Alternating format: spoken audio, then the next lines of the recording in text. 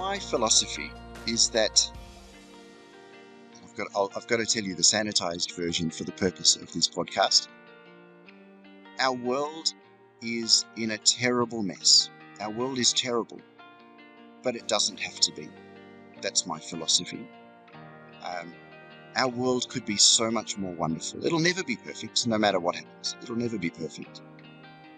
But we don't have to suffer the way we do. We bring on so much unnecessarily. Often unconsciously, people aren't going around necessarily trying to make things bad for themselves or for each other. But it could be so much better if we treat each other with more respect, if we share more, if we're more conscious of what we're doing. We could all make such better decisions. And that's all of us, me included. Yeah. Insight and Awareness Spiritual Explorer. Soul intuitive, emotional and spiritual mentor and award-winning author, Lorraine Nylon.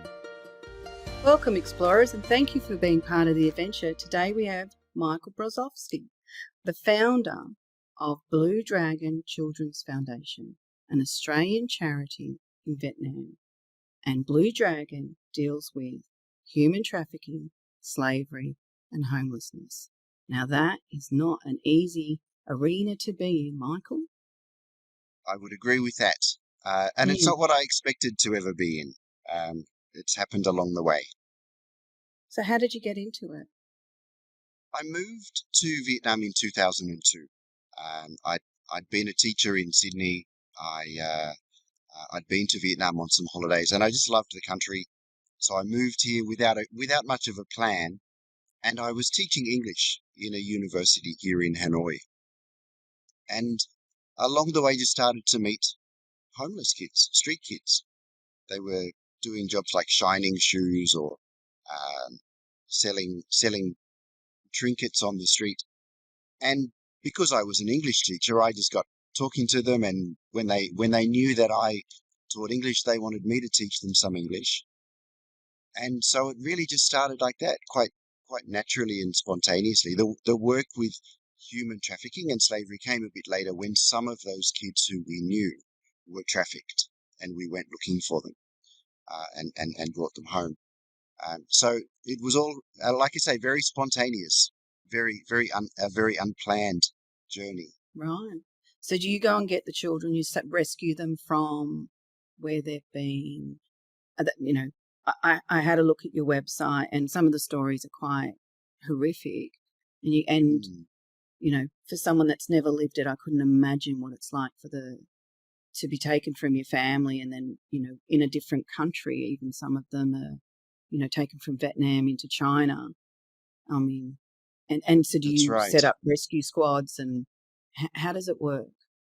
Yeah, well, we deal with the two issues in some ways quite separately. There's a lot of overlap. But with homelessness, we're working in the city here in Hanoi. And we have staff who go out at night time looking for the kids. So they go to parks where homeless kids might be, to internet cafes, abandoned building sites, wherever young homeless people gather. Now, these are kids who've come to the city from the countryside. They're not from the city. Generally, they've come here looking for a job, or just sort of, that thinking everything's easier in the city, right? Everyone's rich. If I go there, I'll make it. And kids, they hop on a bus. They might run away from home. They might have their parents' permission to leave home. And the parents might be just absolutely broke, and they realize that one of their kids going to the city is a good option. And they come to the city and, within minutes realize, oh, okay, this is really bad. We've met kids who've been robbed within minutes of getting off the bus. Others might find a job or and end up being exploited. They don't get paid. Some become victims of sexual abuse. They get tricked into going off with some bloke. So we have those people from Blue Dragon going out every day looking for those kids, one thing I didn't mention was going to the bus stations as well, trying to find the kids before things go wrong for them. So what age group are we talking here? Well, they tend to be the kids who come down from the mountains tend to be 13 and up. Uh, but we also do deal with kids who are a lot younger than that, who might have come here with a parent or a relative who is then begging on the street or selling something on the street. And sometimes there are these. I hesitate a bit to call them gangs because you then think of people with tattoos and weapons and so on, and they're not like that. But kind of gangs that they come in from the countryside. They're very often women, and and they'll have convinced some of their neighbors or some local people, send your children with me, and we'll make money together, and I'll send money back to you. And so they might have little toddlers with them because they, of course, attract sympathy. And so sometimes you'll have really little children selling chewing gum or begging on the street, and they're under the control of of these pimps, basically. And so we do have some very young children who we support. Most are young teenagers. And when it comes to the human trafficking to other countries, so to China, to Laos, Myanmar, Cambodia, they can be children, but they can also be women in their 20s, 30s, 40s, who are trafficked and sold. They can be men as well, boys and men, are also being trafficked to neighboring countries. And do they mainly trick them into it, or how do they get them from, A to B? So sometimes we think that human trafficking is like an abduction scenario, and it's usually not in Vietnam.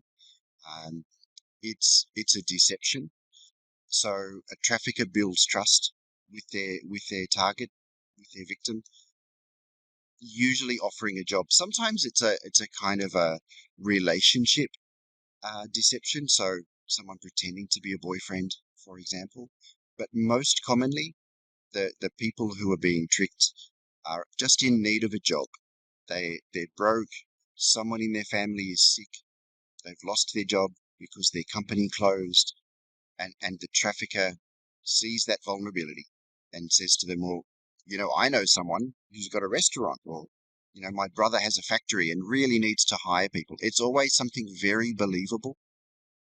And they may do things like they may lend the victim some money or give them some money, to really build that trust, so that at the point where the victim goes with the trafficker, they seem to be going willingly. They may cross into China through a legitimate checkpoint, saying, "Yeah, I'm on my way to a job," or "This is my friend. I'm traveling with my friend." They they have no reason to suspect that they're being trafficked. And of course, once they're across that border, suddenly everything changes. They'll be handed over to someone else who will take hold of them violently, and use threats, use actual violence, uh, make threats against their family back in Vietnam, and they'll then be sold. And then they have no option. They cannot leave. They have lost control of their personal situation. Yeah. I find it mind-boggling that now is the time that we have the most slavery in the world than we've ever had. When I first heard that, I still struggle to go, how can this be? It's one of the odd things about our world that we're at a point where so many of us are more comfortable than we've ever been, while so many are in worse situations than they've ever been. Um, and when we're in that situation of comfort, and let's be honest, everyone listening to this podcast is in a comfortable situation. If you have the luxury in life that you can take some time to listen to a couple of people talking, then you're further ahead in life than billions have ever been, which is great, right? That's not a criticism. We want people to be comfortable. We want people to have a good life where they can study, where they can learn, where they can explore. But somehow, at the same time, I mean, the figures at the moment estimate that 50 million people around our world are in slavery, and that makes no sense, like you say, No. because we should be able to stop that. We should be able to deal with that. But somehow the resources aren't always put in the right place. And how do you go dealing with that every day? Because that has to have a toll on you. Yeah, yeah. I studied at the University of New South Wales before I came to Vietnam. I did a Masters of Education, um, and I had this wonderful teacher, Catherine Hookman, who told me a story about September 11, 2001 in the US, where people were being, in the aftermath of those terrible, terrible attacks. Um, Psychiatrists, psychologists were seeing an influx of people needing help. And they found broadly that there were two categories of people. There were those who had really terrible, almost untreatable psychological trauma. And generally they were people who they had witnessed what happened and they hadn't been able to help. They were maybe watching from a distance from another building. They were seeing terrible things and they were totally helpless. And then there were those who generally could recover, were a lot more resilient, were able to deal with what had happened. And they were people who had had some tiny element of control. They had run in and grabbed someone and dragged them to safety, or even just been able to call for help or coordinate some help, or offer a drink to someone who was fleeing from the devastation. And the conclusion from that was that if you're able to help, if you're able to do something, then you have more resilience. Your ability to cope is much greater than if you're standing watching a tragedy unfold and you just can't do anything. And that's the situation that I'm in. And I have at times found that I've been unable to help. And those have been the most dark periods of my life, of knowing that something terrible was happening and just feeling like there's nothing I can do here. How do I cope though? I have to be in a position where, yes, those terrible things are happening, but I am doing all I can.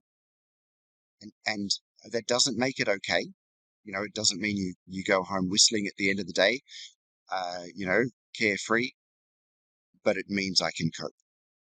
Yeah, that's good. Actually, that makes sense to me too. It's empowering to, even if it is give somebody a drink of water because they're thirsty. It is empowering to the person that's giving as well. Definitely. That's right. That's right. Yeah. There are so many cliches around when you give, you actually receive, but it's all true.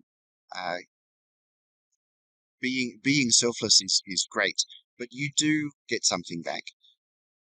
It does build you up spiritually, mentally, to be helping others. You shouldn't go into it for that. Anyone getting into charitable work or helping others because of what they will receive in return, they're probably not going to actually reap those benefits. But if you're being genuinely caring for others, then it is also good for you. There's no question. Do you feel like you were born to do what you're doing? Somehow I do. Even before I moved to Vietnam, my friends used to joke that I seemed destined to move to Vietnam. So, look, I was born in Sydney and my parents were factory workers. When I was about 12, we left the city and moved to a tiny farm, 130 acres of rock and mountain south of Inverell in northern New South Wales.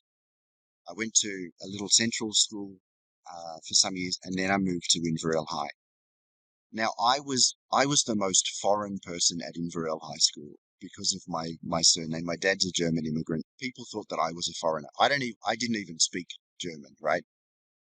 Then one day, in this very white school, 7 Vietnamese refugee kids turned up, kind of out of nowhere.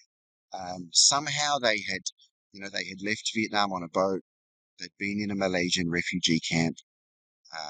Somehow they ended up in Inverell at this school, and I was fascinated by their stories, learning that they had, they'd faced pirates, they'd lived in these camps on an island of Malaysia.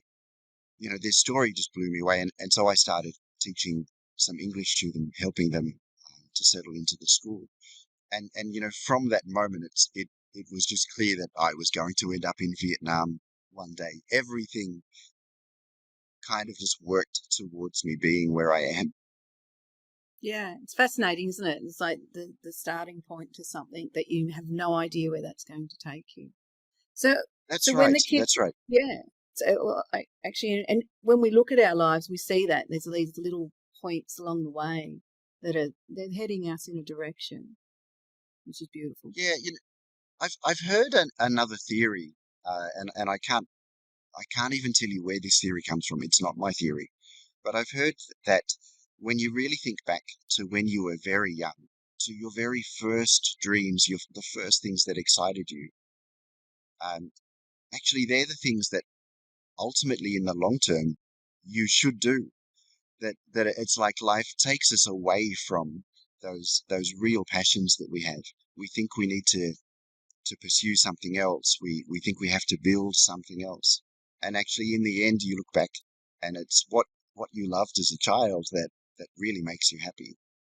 Yeah, definitely. So when you get the children and so you re-educate them, is that the pro? So give our listeners an idea of the process. You're rescuing kids. You're getting the homeless off the streets as well, and then what's your plan? What do you do then? Well, it's very much case by case. So and in a way what we do is very, very human rather than planned. And we have this program, and you can fit into our program or not. With every single person we meet, we're asking, well, what is it that you want for your life? So with homeless kids, sometimes we meet them and at first they'll say, look, no, thank you. I'm happy being homeless. And they might say that because they're afraid that we're going to force them to do something. Uh, they might not be expecting that anyone is going to do something nice. So, for some days or weeks or months, we might be going out meeting this girl or boy on the street and having an occasional meal with them, uh, give them a little bit of cash so that they're not desperate, give them some clothes, and then eventually there might be a day when they say, okay, look, I really need your help.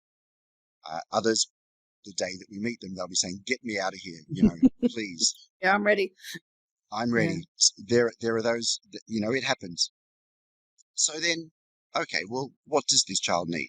Straight away, they need emergency shelter. They need somewhere safe for right now. They need a meal.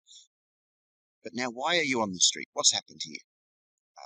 We want to get kids home. That's most of the time, that's the best thing for kids, to be back with their family. That maybe their family needs some support. And we can do almost anything that you can imagine. We've built houses for families. In the last year, we built about 100 houses for families in rural areas. They cost a few $1,000s each, basically. Um, it might be that someone in the family is sick. Maybe we need to get them to a hospital and treat their illness. Maybe we need the parents to help the parents start a little business, which could be a farm, could be a little roadside stall. So really practical things, getting the kids back into school. And by far, most of the time, when you offer that practical assistance, then people are fine. After a little while, they can stand on their own. They don't need someone helping them anymore. And then others might, it might take years. They might need psychological counseling. They might need a lawyer to help them with a legal problem that they're having. That happens as well. So it's very much case by case. When we've rescued people from situations of slavery in the neighbouring countries, our offering of support is just as diverse, but there are there's a bit more certainty about what they'll need. They'll need psychological counselling. They'll need legal assistance. We have lawyers and psychologists as part of Blue Dragon. And then the material support that they need, that's when, it's up to the individual. Um, some need help to go back to school. We've rescued people who were in university at the time that they were trafficked. And they just need help to get back to university. Others never even started school, and so maybe they need to get to school, or maybe they just want us to help them start a business. So that's what I mean when I say it's very human. Yeah, I So like that. Lorraine, if I needed to help you with something, what am I going to do? Well, it depends on what you need and what you want. So there's always this process of negotiation, and it takes building trust, getting to know people. It's imperfect.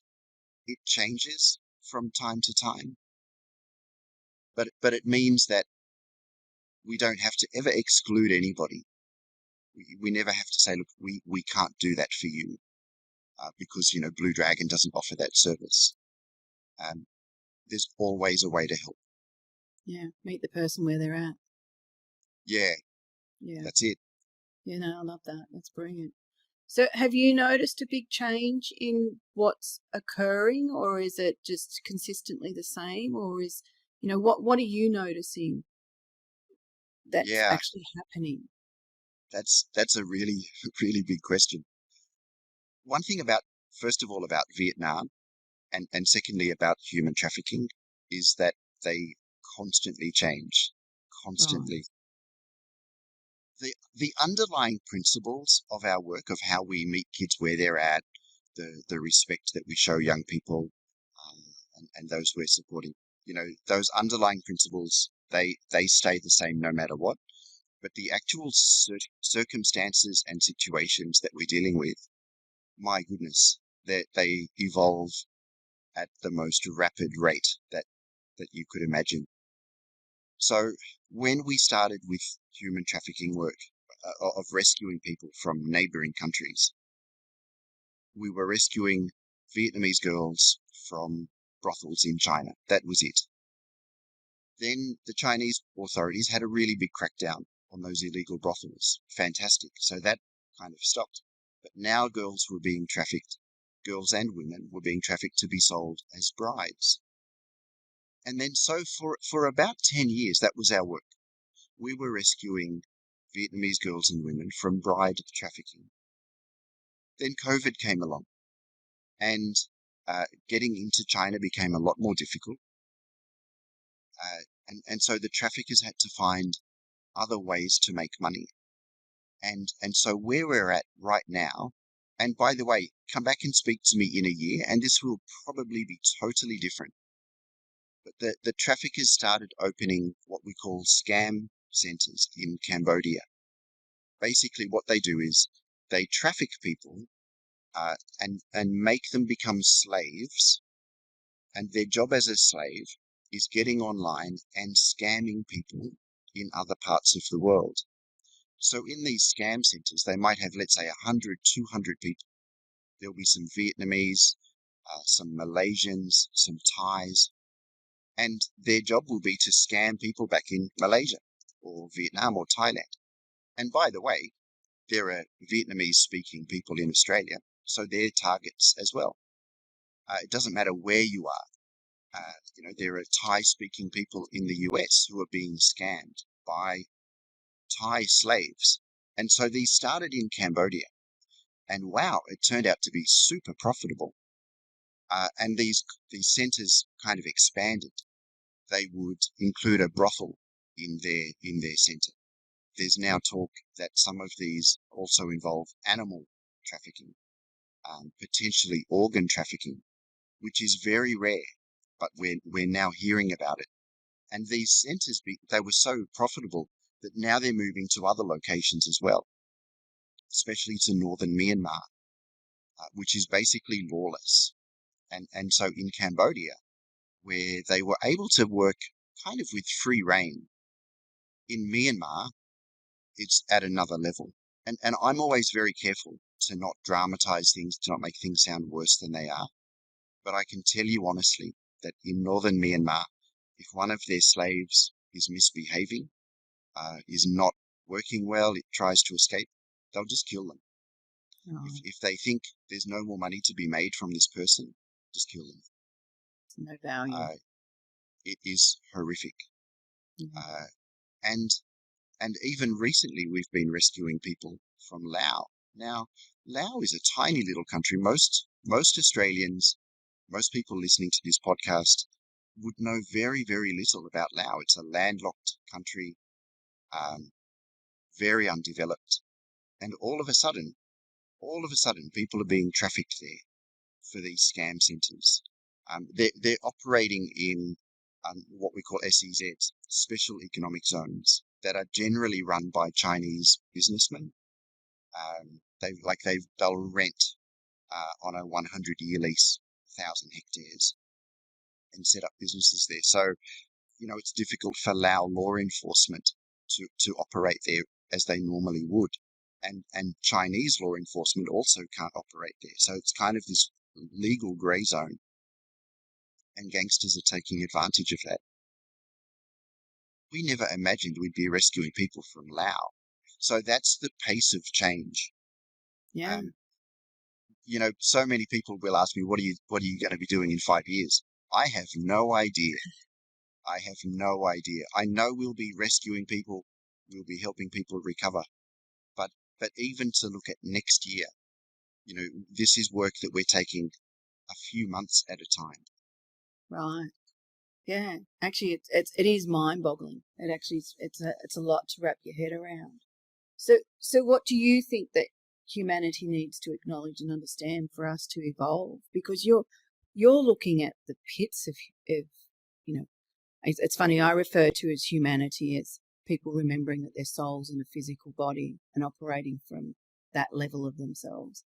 And I look at mankind. I wrote about it a long time ago, so the language has changed, diversely changed. But I look at mankind as forgetting their souls and operating from just that desire to do whatever with no consequences, or hoping to have no consequences. So you're looking at mankind at its lowest ebb. So what do we need to acknowledge and understand for us to evolve? We're all the same at the end. At least we start out the same. On the day that we're born, we're not a trafficker. We're not a victim. We're not a homeless street kid, selling things. We all start out the same. Now, along the way, things go wrong or go right. We did a study some time ago on what makes the profile of a victim of human trafficking in Vietnam, and we were able to identify certain characteristics. This is the typical victim. Then we looked at, okay, what's the typical trafficker? And you know what? They were basically the same profile. It was people in the same circumstances, but with just a very different response to their circumstances. One person was saying, okay, I'm going to exploit others to survive. And another was falling victim as they tried to survive. But basically, they're the same person. And in our world, we judge each other. We very often see the worst in each other, which is when I step out of this world that I'm in, when I travel, when I meet people who know nothing about human trafficking. It's so interesting to see how, even in a world where there's so much good, we're so drawn to seeing the bad. What do we need? What does humanity need? We need to see the good, and to actively find the good in each other. And I think only then can we really have a good world. It's one of my sayings here in Vietnam as well, is that, and this is especially when we're working with street kids, I say that we get out of the kids exactly what we expect. We've had kids come in and someone has said to me, oh, this kid's a real little gangster. And you know what? If you think this kid's a real little gangster, that's what they are. That's what they'll give you. If you see this child and say, hey, this is a wonderful individual, with a lovely character, then that's what they'll give you. Kids give you what they expect. And I think we all do. So we need to start out seeing, actually, we're all the same. I'm not better than anyone. Now, people do stupid things, people do evil things, and we need to deal with that. I don't have a good explanation for that, about how people can do some things that they do. But if we can take a step back and see that our starting point is all the same, and our end point is as well, yeah, then we can accept each other a lot more. Yeah. No, it's something to think about. It is, because we do all start the same way, and we are all going to end the same way. Or, how we get there in between is and they're all decisions that we make. And I think too, like our own sense of compassion. I was talking to an ex undercover detective that was working in the drug trade, and that person actually said, it's funny how people go out Friday night and they're partying with these drugs, and this person was talking mainly about cocaine, and then the disconnect between your fun Friday night and how that got there. And I was like, we do that to everything that we don't understand or we find too big a problem. We just disconnect from it. And then we think it's happening to those people over there, so it's not my problem. But it does have this flow-on effect to the world that we live in. We are quite removed from it. And that's a difficult one in some ways. I mean, okay, cocaine is clearly illegal, but even in things that we buy legally, our mobile telephone, there might be an element of slavery in that supply chain. Now, I can't not have a phone because of that. And when I'm going to go and buy a phone, I can't go and, first check out their entire supply chain for myself, travel the world and ask everyone if they're doing this job freely. Like there's a point where we're not responsible, but we're still connected to it. We don't have control over some aspects of it. Some we do. We can actually get online and make sure that the company making our telephone is a good company and that they're doing all the right thing. Doesn't guarantee anything, but like there's that little bit of control or influence. Maybe it's influence rather than control.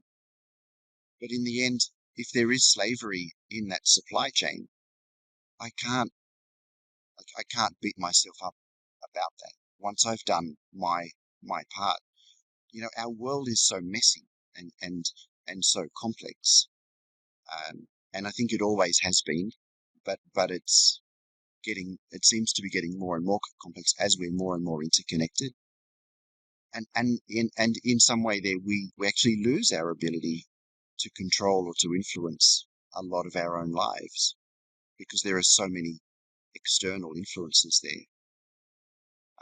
So what does that all mean? It means living consciously, mindfully, knowing that maybe I'm just out partying on a Friday night and this is a lot of fun. And we should have fun. We should enjoy our lives. But we should also be conscious that around us in this complex world, there are people suffering. Yeah. We shouldn't be And disconnected some of from that. And some of our decisions can contribute to that, even though we're not realizing that. Like some of our decisions can be contributing to it, even though, it's the same as someone watching porn or all those kind of things.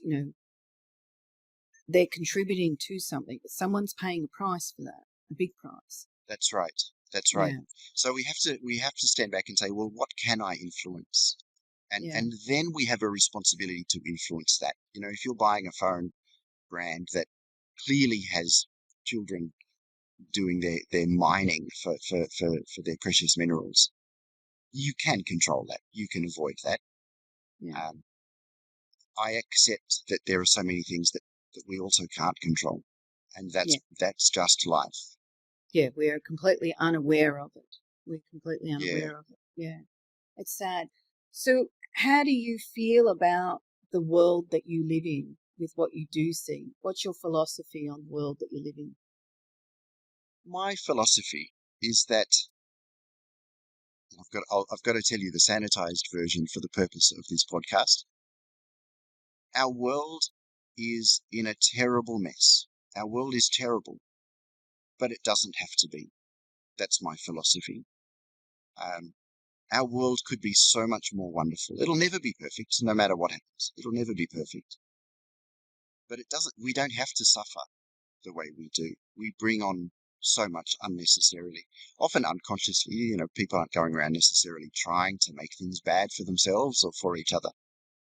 But it could be so much better if we treat each other with more respect, if we share more, uh, if we're more conscious of what we're doing. We could all make such better decisions. And that's all of us, me included. Yeah, me included. So I look at the world through that lens. It is terrible, but it doesn't have to be. Yeah. Yeah. And each person that makes it a little bit better, Michael, makes it a little bit better. So Yeah. Yeah. There's the suffering. Suffering has a part in life. We learn from suffering.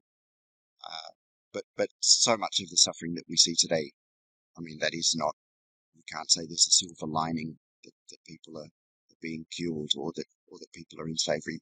That's not acceptable. That's not okay. Yeah, sure. And it doesn't have to happen. Yeah, exactly. So what's the greatest thing you learned about yourself? That I can help others, that I can make a difference. That sounds a little bit cheesy, doesn't it? But we think, we kind of get stuck in our lives. And look, whether, when I was living in Australia, working as a teacher, and living in an apartment there coming to Vietnam, the location doesn't matter, the exact circumstances don't matter. But we fall into this trap of thinking we need more. We need to buy more. We need to do more. We need to be more. And then we're on this cycle where we're very inwardly focused. And we think, well, I can't help someone in another country or the person next door who needs a warm meal prepared for them sometimes because they're sick, or the animal shelter down the street. I don't have time. I don't have the resources. I remember someone once saying to me, when I'm a millionaire, then I'm going to start helping. We get into that trap, but we all have power to help others. Every single one of us. I said earlier that I was living in the countryside as a teenager. We were living in caravans, or what Americans would call trailers. We didn't have electricity. We had to go to a local stream and fill up a tank, and that was our water supply for a couple of years anyway. I'm the least likely person to have founded a charity that is rescuing Vietnamese people from human trafficking. If I can do that, then we can all do something. And we shouldn't all go off to another country, by the way, and set up a charity. That's not for everyone. But No. it's in everyone's power to help a little bit. Yeah. And to recognize good causes and know, put your charity money where you know it's actually making a difference. That's an important thing. Have you noticed a change since COVID as far as donations and things like that for your charity? Yeah, it's been a rocky ride. During COVID, we actually, it was such a terrible time, and also like such an outpouring of beautiful humanity. During COVID, a lot of our work came to a standstill or changed. Suddenly, we're always thinking, how do we develop? How do we help people sort of rise up out of this, start a business? And all of a sudden, people just needed food. People just needed help to pay the electricity bill. And so many thousands more people needed that assistance. Kids we'd helped who were now young adults, maybe had families, were doing fine, and suddenly they needed help. And so we turned to the world saying, please help. There's so much need here. And there was a real outpouring from people, from companies, from foundations and churches, just from everyone. And so we went through a period of being able to really help, and it was a great time in some ways to see that humanity. Terrible that it was needed. Wonderful. We were delivering food to communities of homeless people that had sprung up temporarily, but they needed food right now. We were just taking them food. We were delivering boxes of veggies to families that were locked in and couldn't leave their house. Since COVID, things have been a lot more rocky. In fact, you know, we've come close to a recession, and it looks like the world is avoiding a recession. People will be listening to this in a year's time, and will know whether I'm right or wrong. But it looks like the world might have avoided the worst of a recession. But people have been nervous coming out of COVID, and so donations have slowed down. And we will have other times where more donations come in, and there will be times where there are less. And as an organization where, we have to roll with that. We have to find ways to be helpful to people no matter what the situation is. Yeah. And that's a good lesson for us. Yeah, that's brilliant. And all the links will be in the show notes, so people will be able to donate if they feel inspired by what you're doing, because it's beautiful to watch. I'll quote my dear father. He used to say, "There's some people in this world that make you restore your faith in human nature," and you're definitely doing that. So that's thank you. Well, thank you. Yeah. So I think it's time to play Flip the Book. So would you like book 1, 2, or 3? Let's go for number 3. Number 3. So, okay, that's Spirituality, Evolution, and Awakened Consciousness. And you've got 1 to 188 pages to pick from. Oh, okay. Give me page 153, Lorraine. 153. I feel like I'm spinning a wheel here. It's a little bit like that, isn't it? All right. So we'll say 3 paragraphs to pick from. Paragraph 2. Okay. So this comes under the heading, When Did Authenticity Become the Enemy? When we obsess about how our control, performances, and images are received by others, we become preoccupied with the potential judgment or known judgment of others. This causes us to spend a great deal of time and resources orchestrating the illusion that support what we want to convey. This affects what we buy, wear, talk about, and how we scale others with pecking orders. However, the fear of what could affect our display, images and illusions, deprives us of peace within. This can ignite constant mind chatter of assessing everything we do by how others may perceive it, which inhibits our ability to authentically interact with others, ourselves, truth, and life. Your thoughts on that? Oh, wow. I've picked well. That's You a have. terrific, and that's packed. We could do a whole other podcast session on that paragraph.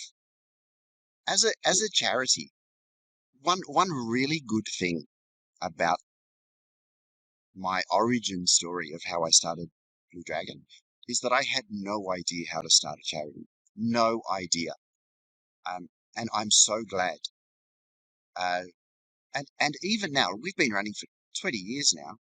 We still have discussions. In fact, it's kind of funny. I had one yesterday with the team around our communications and our fundraising work, around how we organize and how we share messages to the world, and how we segment, how we write an email to this type of audience and to that type of audience. And in those conversations, we're saying, what does everyone else do? Because we don't know. We're really working it out for ourselves. And this particular conversation yesterday, like so many of them do, we talked about, well, this is what others do. I don't think that would work for us. That's not us. Really, in the end, our success has been that authenticity. And in some ways being shut off from knowing what everyone actually says we should do. The times that we have done our very, very best work are when we've put the least kind of marketing into it, the least proofreading, but have just gone out there to the world with just what is on our heart, saying, hey, we need help. Like I was saying during the COVID period, we really then had to rely on just our online messaging, our emails, our social media, and so on. There was no getting out for meetings, right? There was no hopping on a plane and traveling to Australia to attend an event. We just had to write very clearly what was happening, what the need was, and people respond to that authenticity. Unfortunately, that means that you then get some people who then become like experts at creating authenticity, and it's fake, and man, you can tell. People can tell. We have such good radars for authenticity. Every great development in Blue Dragon, whether that's how we communicate with the world or how we work with young people in crisis, when we drop all of those external pushes that we've often placed on ourselves, thinking we have to do it this way, we should get that because that's what everyone does. That's when we do our best work. You've made me want to read that chapter, that's for sure. So I'll email it to you. Yeah, thank you. Yeah, and thank you for holding true to your own authenticity, because you are a shining light. There's no better way. Yeah. Look, we take a warts and all approach. We're not perfect as a charity. Yeah. Things go wrong, and we have to learn. But actually, because of that, I think that's our greatest strength. Our greatest strength is our vulnerability. Yeah, and look, in the things that you're dealing with, there's no possible way that can be streamlined. Like they are extremely traumatizing things that people are, I don't know whether you call them clients or how you label them. That's these people are living the worst of the worst. So there's going to be mistakes. There's just no way around that. But fronting up, turning up, and turning up. That's right. Yeah, that's a really, really good point. Yeah. And because I'm the founder, I'm the guy who gets all the credit. But in fact, the people who are turning up and doing this very, very dark work sometimes, they're amazing people, mostly Vietnamese, who could be doing other things. And I'm reminded of that every day. These amazing psychologists who carry these terrible burdens on their shoulders, the rescue teams who are facing, physical danger in what they do every day. The staff who are at our drop-in centre, where the kids are mucking around and making noise, and they've all chosen a difficult path to help others, and that is such a wonderful thing. And life doesn't go in a straight line. No. There are kids we helped, and one particular story I've spoken about previously.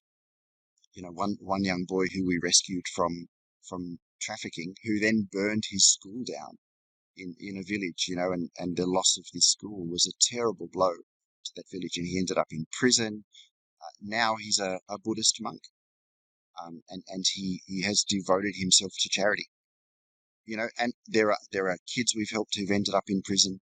There are kids who did so well and had so much potential, and never fulfilled it. Or kids, life doesn't go in a straight line. You can do something terrible today, and tomorrow you can still come good. Yeah. And I embrace that. Yeah. It's okay that things don't turn out as we would hope. it's okay. Yeah. Yeah, you got to take it's a whole, that's reality. That's reality, what you're talking about. Yeah. Want to Often they thank turn you. out better than we hope. Yeah, yeah. That's right. You're having some wins too, Michael. Absolutely. That's right. That's right. And you can't have the wins without the losses. Yeah. You can't win 100% of the time. Yeah, that's exactly right. Well, I want to thank you for what you're doing and thank you for being part of the show. I've enjoyed your conversation. This has really been lovely talking to you, Lorraine. Thank you. Thanks for the great work that you do.